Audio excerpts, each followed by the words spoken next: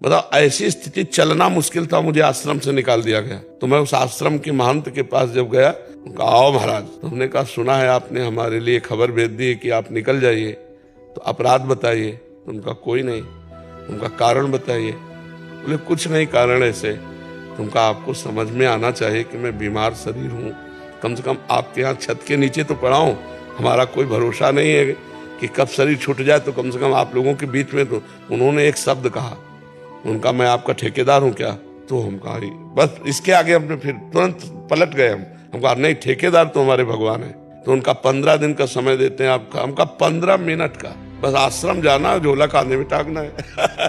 अरे बचपन से बैरागी है कोई, मतलब ऐसे थोड़ी कि घुटने टेक दे माया के इस प्रपंच में, बस झोला उठाया चल दिया।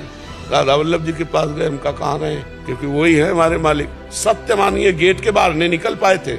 एक संत आए, बोले झोला वोला कहाँ लिए घूम रहे महाराज? उनका निकाल दिए गए। बोले आओ ना, बढ़िया व्यवस्था कर दी। गोस्वामी तुलसीदास जी को जब सम्राट अकबर ने ताज उतार के रखा ना चरणों में, तो आंसू आ गए। इस बात के आंसू की जब तुलसी राम का नहीं था तो मांगे टुकड़े नहीं मिलते थे। आज तुलसी राम का है तो बादशाह ताज उतार के रखता है। जब हम भगवान के शरण में, और जब उन्होंने स्वीकार कर लिया, तो आज लाखों लोग प्यार कर रहे हैं। नहीं तो ये शरणागति इस किडनी फेल ने दिया।